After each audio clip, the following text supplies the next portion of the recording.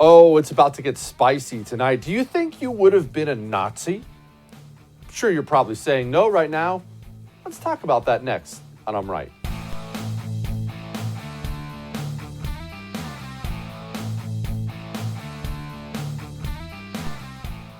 You think you would have been a Nazi?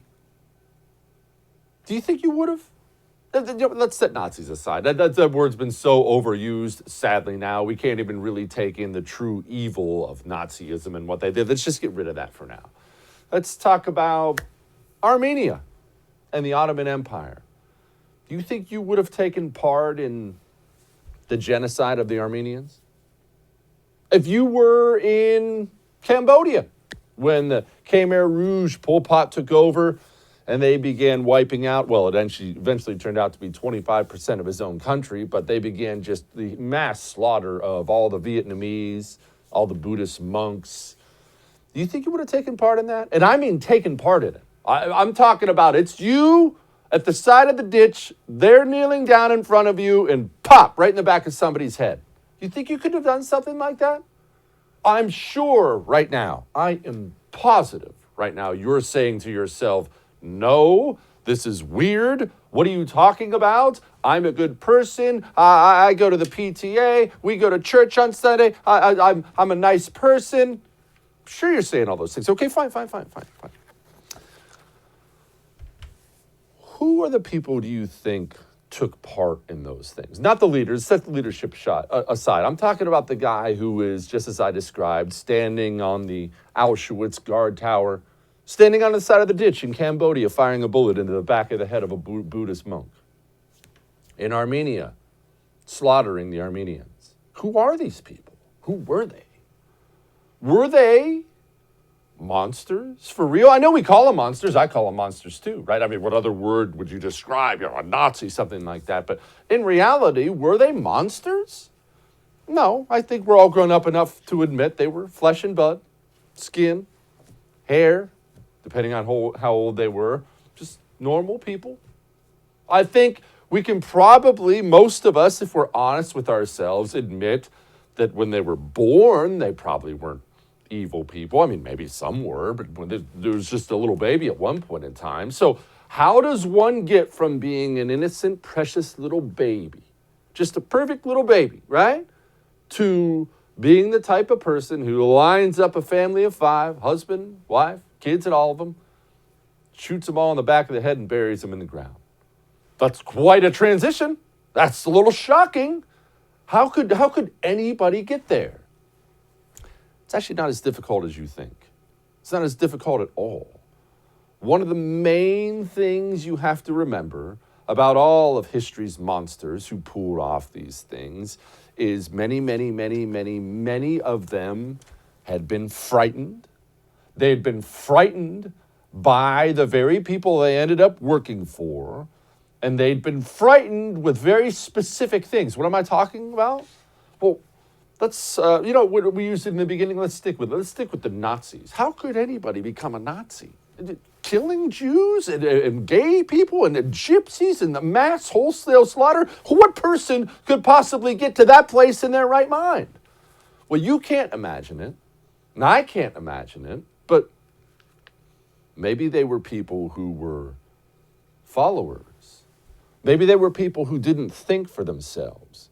And if you're a follower, someone who doesn't think for themselves, and that's many people out there. Maybe it's you. Maybe you prefer just to be told what to think. You found a few select publications you read or TV shows you watch or radio shows you listen to, and you have 2 or 3 of them, and you just take in whatever they say, and you don't actually think about it. You just say, okay, that must be a fact, and you regurgitate it. Maybe that's you. It's perfectly natural. There's no judgment here. But I would argue you should probably be very careful if you are that type of person. Because back to the Nazi thing, maybe in order to be one of those camp guards, maybe all you had to be was a follower. Okay, so you're a natural follower, not the end of the world. Not only a follower, though, you were a follower who listened when the government, when the guys who were in charge, when society as a whole told you, hey, those people over there, not only are they lower than you, they're responsible for all the problems we have now. Oh, you don't have a job? I'm sorry you don't have a job. That sucks. It was the Jews. Oh, you're mad about World War I? Guess what? Jews. Hey, you're bad that our currency's worth nothing. Jews. How long would it take that person to get into the mindset of thinking, wow, the Jews really are the bad guys? Okay, what do we do to them? And again, Cambodia, we go through a million different examples. How do terrible things throughout history constantly happen to huge groups of people? It's not like this was a one-off. I could have used a million examples constantly. This stuff, I could have gone through all of ancient Rome and gone through this. How does this happen time and again? How do people allow themselves to turn into monsters? It's really not difficult at all. All you need are these conditions in a society. All you need is a society to decide as a whole. And I mean the influential parts of the society, all the cultural institutions, the religious parts, the government, the media, the education system, all the parts that make up a culture, the pillars of a culture. All you need is that society to decide we have problems, and those people, they're the ones who are responsible for those problems. Those are the separate, lower class of people. They're the ones who are responsible for everything we're going through right now. That's all you need. You could say, Jesse, that would never prompt people to do something terrible. Of course it would. Of course it would. If somebody was breaking into your home every single night, you didn't know who it was, and they were going to your kitchen and taking all the plates out of the cupboard and smashing them all on the ground, and every morning you woke up and all your plates were smashed, you'd be mad. And you'd go looking for the person who did it. And what if I could bring you that person one day, and it turns out it was your neighbor? Every night he'd crawl through your back window and smash all your plates. Are you going to say, oh, this is the guy who smashed all my plates. Thanks, Jesse. All right, neighbor, I'll see you tomorrow. See you, everybody. No, of course.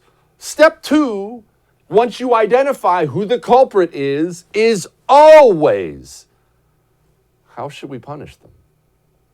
What should we do to them? What are we going to do with all these people?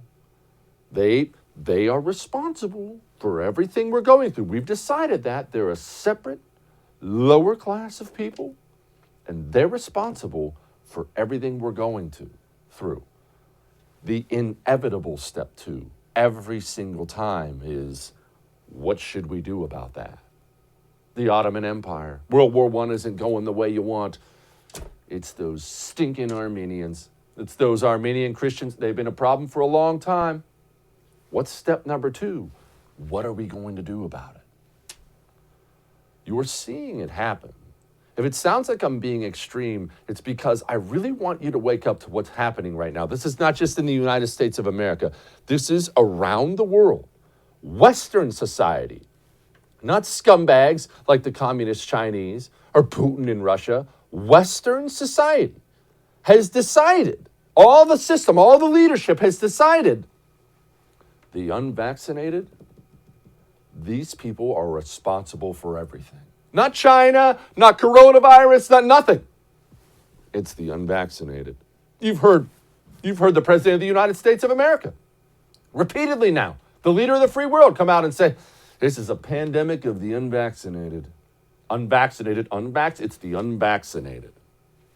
Western society has decided already there's a separate, lower class of people, and it's their fault. What's step 2? It happens every time.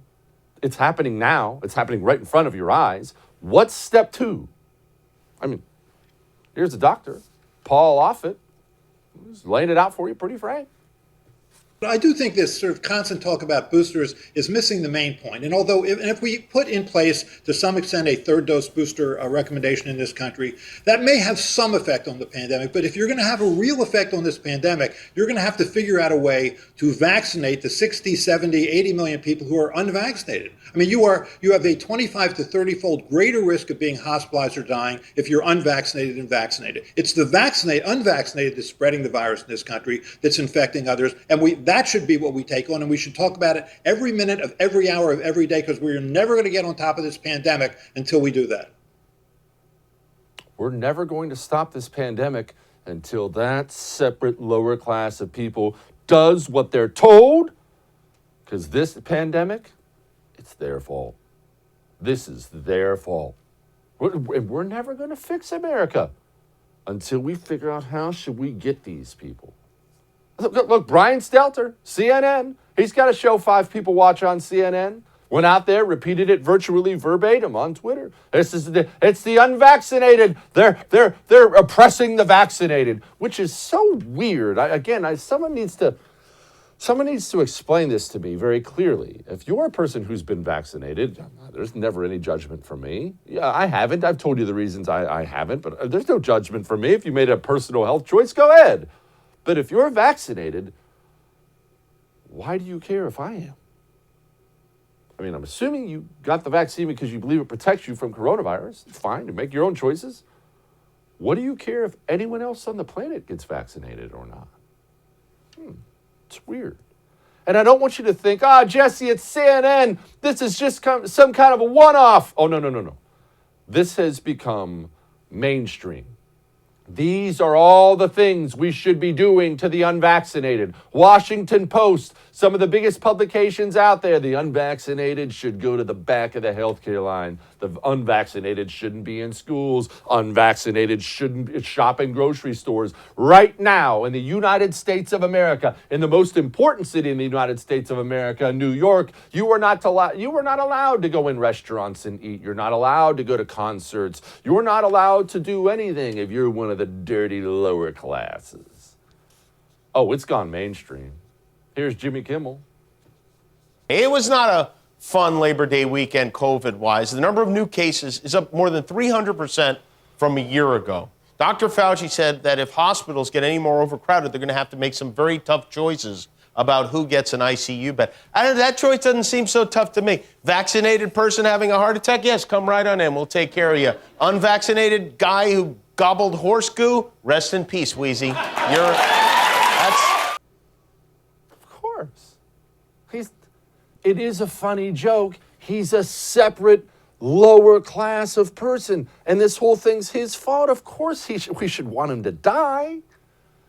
Are you starting to understand how history turns people into monsters now? How fear and being a follower and groupthink turns people into monsters now? This is everywhere. It's everywhere. And I keep warning you about things you see across the pond. Like, here's Australia's premier. We're going to move to a situation where, to protect the health system, we're going to lock out people who are not vaccinated and can be. If you're making the choice not to get vaccinated, then you're making the wrong choice.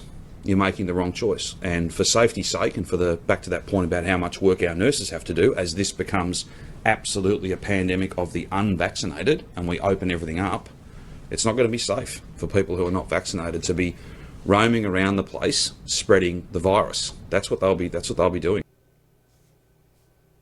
You hear it? Oh, I know you heard it, because we just talked about it. You heard it, didn't you?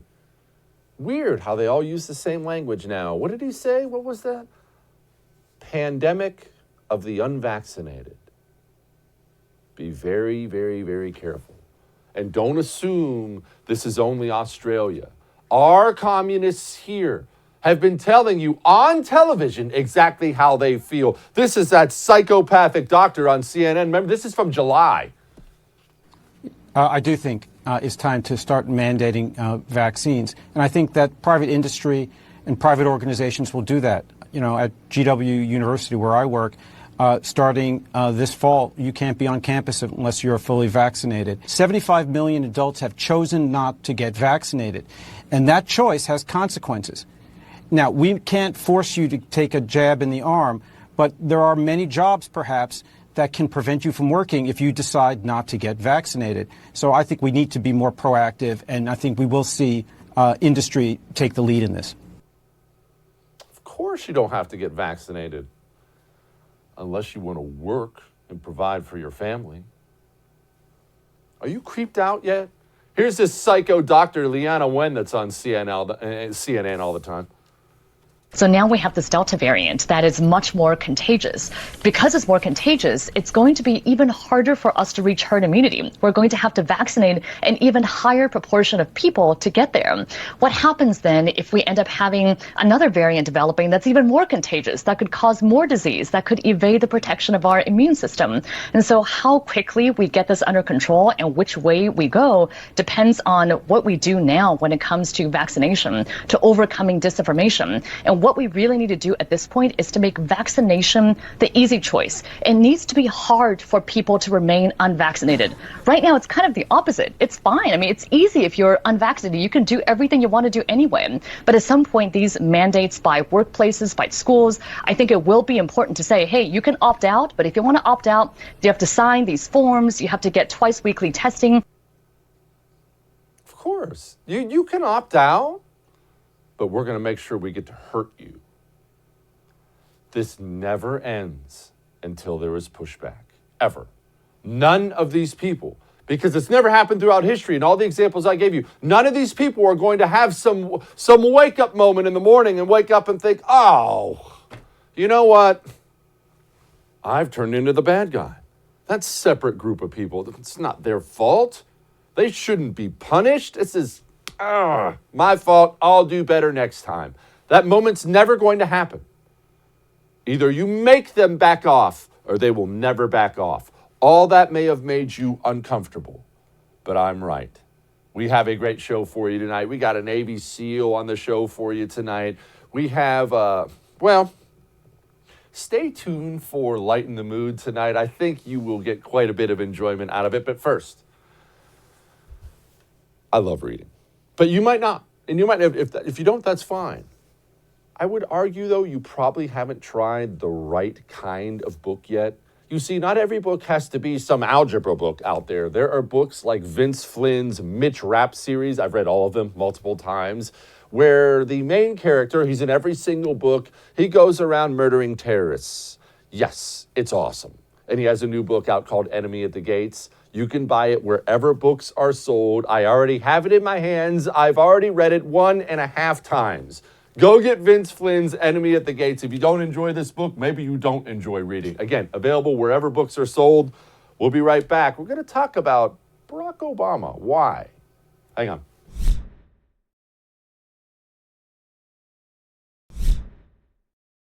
I like to look back on occasion. I think it's important. So when I told you before we started this segment we were going to talk about Barack Obama, I wouldn't blame you if you rolled your eyes or said, wait, what? Obama's gone. What are you talking about? No, hear me. Hear me out. It is important we go back and we look, because one of the main problems we have in the United States of America right now, and I don't know how we got to this place as a society, but one of the main problems we have is there is no accountability. None. Picture this. We just had, you experienced it, I experienced it. We just had the worst foreign policy disaster in a half century. We just lived through it a couple weeks ago in Afghanistan. Internationally embarrassed. Our allies publicly mocking us. Our enemies mocking us. Our number one enemy on the world stage moving in. American hostages. 13 dead warriors. I mean, you name it. The most embarrassing debacle in a half century. Not one person has resigned. Not one person has issued a public apology. Nobody. Not the president, not the Secretary of State, Blinken, not Austin, not Milley. Nobody. Not one person, not one has stepped up to the microphone and said, you know, it's on me. We must get back to accountability in this country. So you're mad about the Taliban? Huh? Understandable. Not necessarily easy to see the people we've been fighting for 20 years take over the place we've been fighting in for 20 years. Well, what about their leadership? Who are their leaders? It's funny you brought that up, because we actually are intimately familiar with their leaders. Barack Obama, you see, at one point he was president of the United States, and we held in our hand these Taliban terrorist scumbags. And they held in their hands a soldier by the name of Bowe Bergdahl, a useless piece of deserting crap who should have been put on military trial and swung from the gallows the second he got back. But Barack Obama didn't see it that way. He decided these Taliban guys have surely changed their ways, and well, we got to go get Bowe. So they swapped them. We have consulted with Congress for quite some time about the possibility that we might need to execute a prisoner exchange in order to recover Sergeant Bergdahl. We saw an opportunity. We were concerned about Sergeant Bergdahl's health. We had the cooperation of the Qataris to execute an exchange, and we seized that opportunity. And the process was truncated because we wanted to make sure that we did not miss that window. But let me just make a very simple point here, and that is, regardless of the circumstances, whatever those circumstances may turn out to be, we still get an American soldier back if he's held in captivity. Period. Full stop. Good job, Barack. Abdul Haq Wazik. He's the new director of intelligence for the Taliban. That's their CIA. Nourullah Nouri, Minister of Borders and Tribal Affairs. Mohammed Fazi, he's the Deputy Defense Minister, their Defense Secretary. I'm not even going to attempt to pronounce his name. Karula Kareveva. He's the Minister of Information and Culture. What do all four of those men have in common? Well, those are the four men Barack Obama sent over back to Afghanistan in exchange for a deserter, a traitor, and a piece of crap who should be rotting in prison the rest of his life. Actions have consequences. We must, on occasion, look back and own it. Now, let's talk about home title theft real briefly before we get to our guests today. Home title theft is something that can affect every single person who owns a home. If you own a home, your home title's online. And as you sit here watching me, you might already be a victim of home title theft and not know it. Go to HometitleLock.com because there's a free offer right now. Put in your address. Go there and put in your address. It's a $100 value. It'll give you the entire title history of your home. You'll be able to see if you're already a victim of home title theft. And while you're there, sign up. You don't want to be a victim of this crime. It can get you evicted. It can cost you tens of thousands of dollars through no fault of your own. Go to HometitleLock.com and sign up today. We'll be back.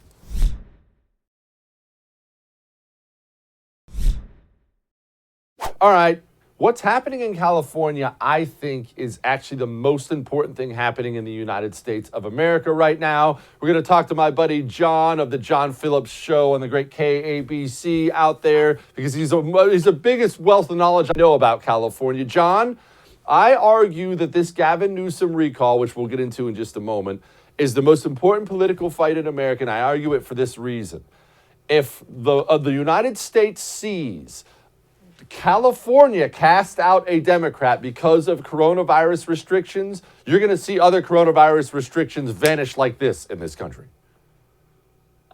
Well, you're 100% right. What starts in California makes its way to the rest of the nation. We saw this with Reagan and that brand of conservatism in the 80s. We saw it with all the craziness from the plastic bag bans to the plastic straw bans that we've seen in recent years. And you could see that if people have finally had enough of these idiotic COVID restrictions. And it's really not even just California. Look at the state of Virginia that is now voting for a new governor. That's a state that has been absolutely solidly blue over the last several cycles. And that is within the margin of error. That state could go either way. If California goes against Newsom, Virginia goes against Terry McAuliffe, the Democrats are in line for a bloodbath in the midterms, and they know it. Okay, John, explain this because, look, a lot of people don't live in California. They see recall Newsom out there. They don't understand where this even came from. Where are we at in the process? Begin me at the beginning. Why did Gavin Newsom get recalled at all? What brought this about?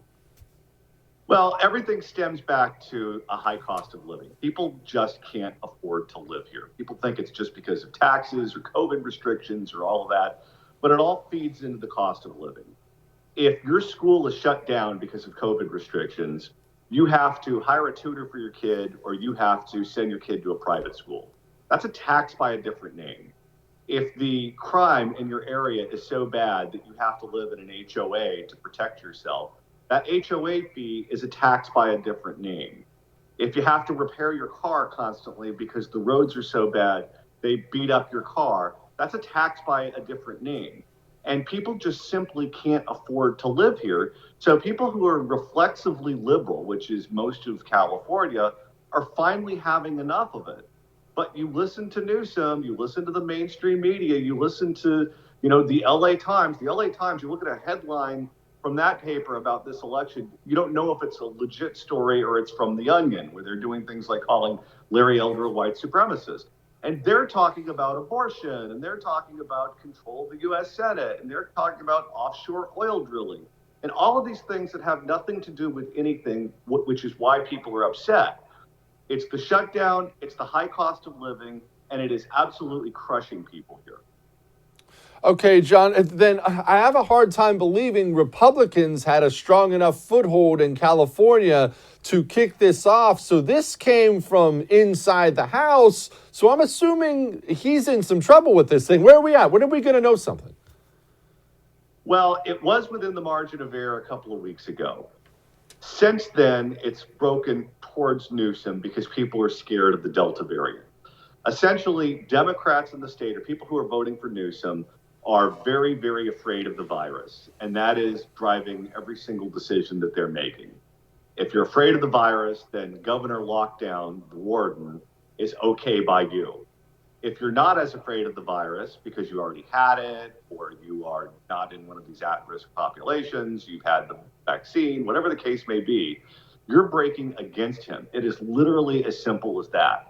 So the fear porn that we're being fed on a daily basis by the mainstream media is helping Newsom. It's helping the Democrats.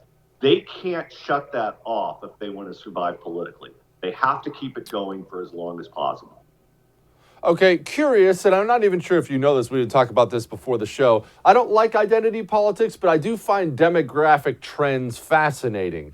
Who is he losing that would be traditionally his? Is it unions? Is it the Latino base? Is it black people? Is it women? Who is he losing? Latinos. You think about who's in charge of the state. Newsom and this cadre of elite politicians, this gentry class that's governing the state. They all come from one tiny geographic part. They come from San Francisco. And in San Francisco, people work in banking, they work in high tech, they work in all these white-collar professions where you can work from home and it's no big deal. It's also not a very diverse city in the traditional sense of how they look at diversity. It's essentially high-income earning whites and Asians. You go to the central part of the state, you go to the southern part of the state, the differences between that part of the state and Northern California, it's just night and day. The industries that people work in, the demographic makeup of who lives there. And you're talking about Latinos in the central and southern part of the state. You're talking about people who work for small businesses, businesses that were closed. Well, Walmart and other big corporations were allowed to remain open. If you shut the schools down, someone's got to be at home for childcare, so they can't work. The shutdowns have absolutely crushed them. And so Democrats always count on Latinos turning out and voting for them. I don't think they can count on that in this election. In fact, the former majority leader in the California Senate, Gloria Romero, came out and endorsed Larry Elder, which is the first time I can think of any high-ranking Democrat in the state breaking ranks, but it was Gloria. Okay, Larry Elder is somebody I'm familiar with, but I don't think a ton of people are. I know he's not some obscure guy, but explain to people who Larry Elder is. Larry Elder is a colleague of mine. He and I worked together for about 15 years at KABC. Longtime radio talk show host here in the market, newspaper columnist, author. He had a television show for a while. He is a well-known name in the southern part of the state. He's also a libertarian and a black man from South Central Los Angeles who became a lawyer and then this media personality. And it's funny because when you think of libertarians, you don't think of hard right. You don't think of people who are, considered to be on the fringes of our side of the aisle. But that's how he's being portrayed. He's being portrayed as this, literal white supremacist that the LA Times has called him repeatedly, over and over, like he's Clayton Bixby from the old Chappelle show on Comedy Central. But they do it with a straight face. And it's crazy because when you watch their broadcasts and you read their papers, you think that race is literally everything to them. But it's not. It's ideology. Because the minute you get a black man who's out running for office, who has an opportunity to win a high office, if he's not preaching what they're preaching, then you just go after him like he's David Duke. All right, John. How expensive is it there? Because I've seen these gas prices and it's brutal. And I have so many friends, as I know you do, they're leaving. They're saying they're leaving. How expensive? It's between $4 and $5 a gallon right now. But it's not just that. You have to pay a vehicle registration fee every time you get your license renewed here in the state, which is among the highest in the nation. We have this blend, this ethanol blend over the summer because of the air. So, during the summer, it's much, much higher than other parts of the year. They find ways to absolutely kill you with these fees. And they get creative with it. They say, oh, it's a fee, it's not a tax. So when you pay your vehicle registration fee, we're not taxing you, that's just a fee. So don't get too angry about that. And they do that with literally everything. And, I have lived here my entire life. If I was having a high school graduation right now, they might as well have it in Dallas because that's where everyone lives. No one's left. John Phillips, thank you so much, my man. I appreciate you. Thanks for having me. Look, I don't know how much you can get involved in California if you're not in California. I'm telling you, you want these lockdowns to end in your area? You want this madness to end in your area? If Larry Elder wins in California, it's going to shake some Democrats in their shoes about this lockdown madness. All right. Now, these are stressful times. I realize that. And when you have stressful times, when things aren't necessarily going that well, it's easy to reach. It's easy to reach for Copenhagen, reach for cigarettes, some Marlboros you got laying around. It's easy to reach for tobacco. It is. I've done it all. I dipped for years. Jake's Mint Chew might be worth a try. Give Jake's Mint Chew a try because it's tobacco-free, it's sugar-free, it's nicotine-free, and yet you can put that dip in your lip. Or you can put a little CBD pouch in your lip, totally clean. And you don't have to feel guilty about it, and it will take that edge off, and you didn't start dipping again. You didn't start smoking again. Do it at your desk, do it at your home. Try Jake's Mint Chew. I swear by the stuff. I always have about 6 cans in my house. jakesmintchew.com. Use the promo code Jesse. It'll get you 10% off. jakesmintchew.com. We'll be back.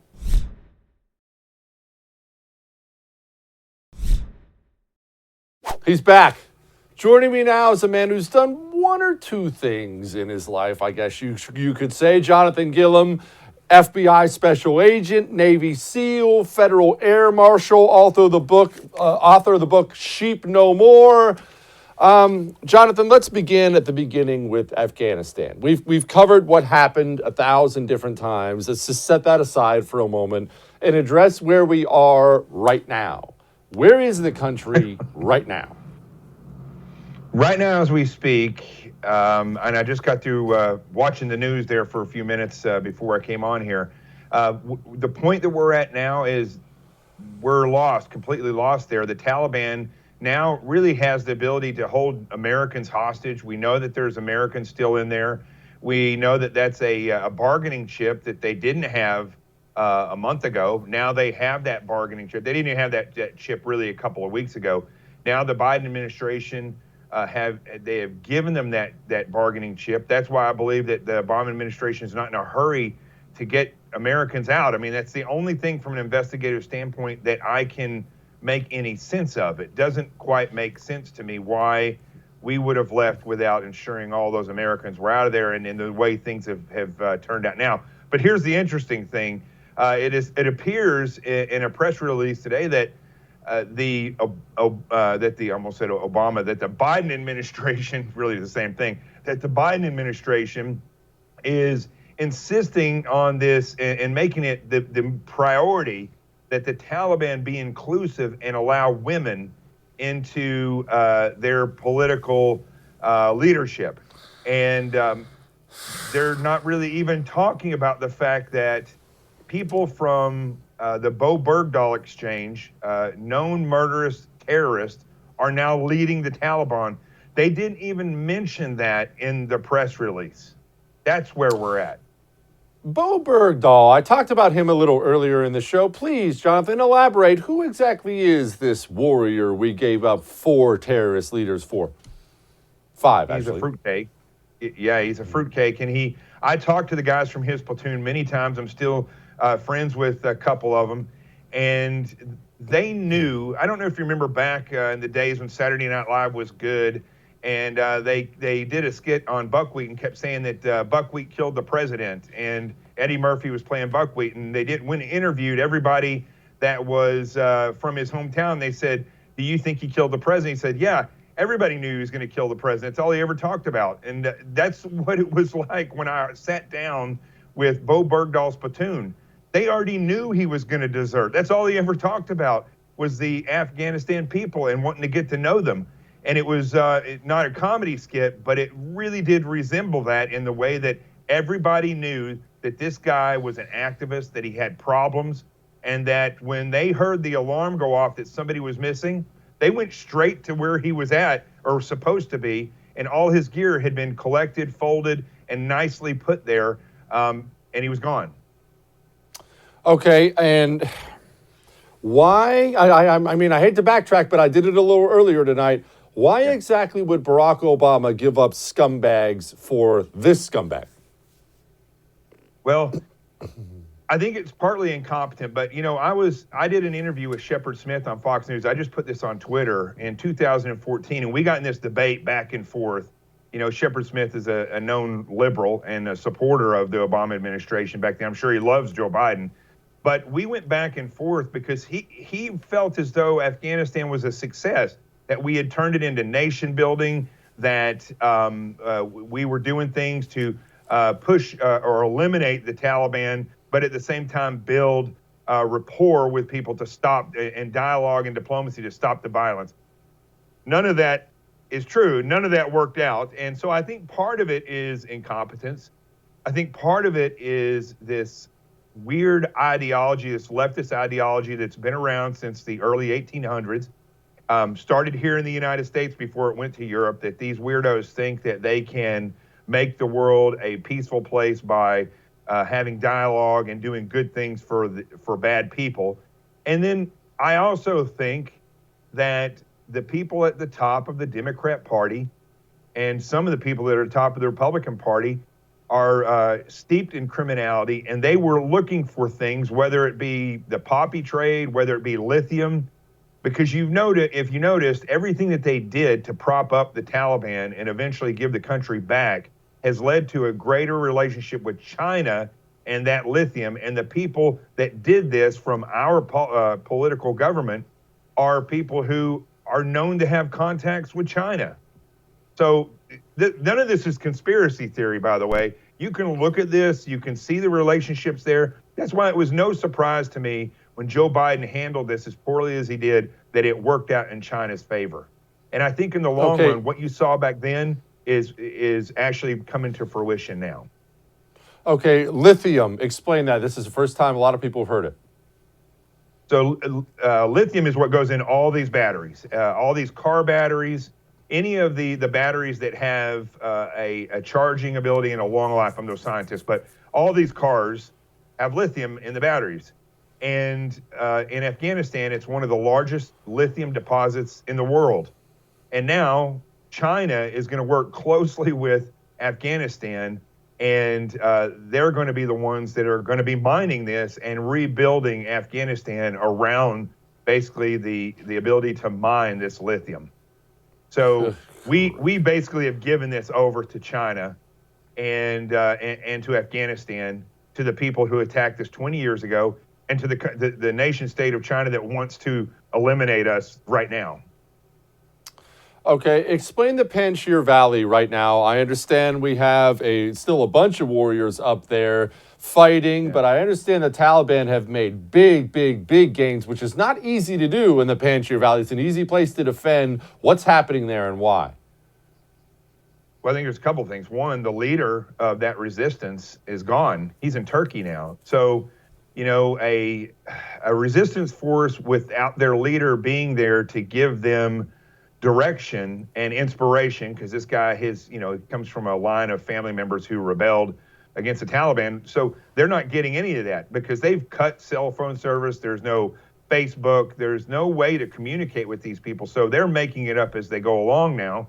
I think there's probably, like everything else, you could talk to any volunteer firefighter around this country. The same 20 people will show up, the same 5 people fight the fire. So that's basically what you have in any resistance. You're going to have hardcore fighters, and then the rest of the people are there because they're inspired, but they're really not there to give their life. And those people will lay down their arms and will go and reassimilate themselves with the Taliban. But now you see, I think this is very interesting, now you're starting to see a resurgence of Al-Qaeda, right, which they said was gone. And I think what's going to happen with this is that Al-Qaeda potentially could become stronger, and people will swear allegiance to that versus ISIS and the Taliban, that Al-Qaeda could actually become this inspirational force once again. What's home base for Al-Qaeda? I understand that there's a million different sects of these terrorist groups, and there's a group here and a cell here and a cell. I understand there's not necessarily a central command, but is Afghanistan home base for these guys now? That's basically where they started. So that I would think that, see, what you have to understand, Jesse, is that it doesn't matter if it's ISIS, if it is Al-Qaeda, or if it's the Taliban, or whatever other name you want to call them. Ideologically, if you can motivate these people through their religion, they will be inspired and they will come and fight for you. There's not like there's a tryout for it. There's not a card that you get in the mail, a membership card. This is whoever is the strongest is going to have the members that are going to come to them. We've seen this everywhere. When ISIS was in Syria, individuals were flocking there from all over the world to fight with them. And when you see things like happened in Texas 2 weeks ago, where a guy goes in and shoots up, I don't remember where it was, but it was a police department in Texas, goes in, shoots up the police department. When they go out to his car, they find a letter where he swore allegiance to ISIS-K. I mean, he swore allegiance to ISIS-K. That's all you have to do. Raise your right hand or whatever they do and say, I'm with you. There's no tryout. So, and that didn't get in the news, by the way. That nobody's reported that. So I think what you're seeing over there is that they will call it whatever they want, but it's basically the same people. And ultimately, the most dangerous part of this is that we have created what Gaddafi was. We recreated that in the Taliban. So they now have a nation state. They now have a commodity, and they're going to sponsor terrorism all over the world. That's what they do. That's what they know. And they know that they've proven that no mighty force can come in there and conquer them, basically because the mighty forces are not willing to wipe them off the face of the earth. So unless they do that, it's too rough of a place to fight, and they know that they'll win every time. Jonathan Gillam, thank you so much, my man. I appreciate you. You got it, my friend. All right. We have a great Lighten the Mood next.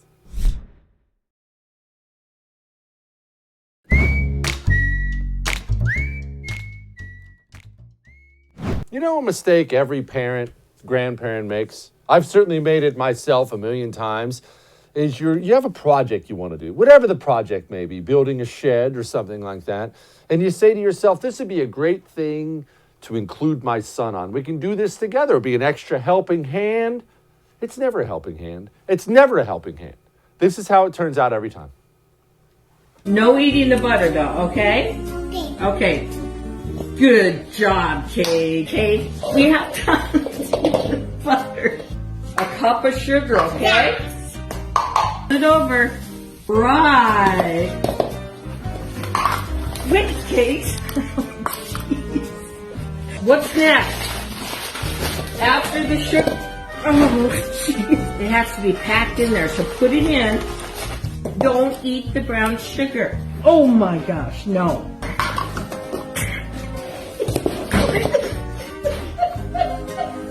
Crack and put it in. Oh, yep.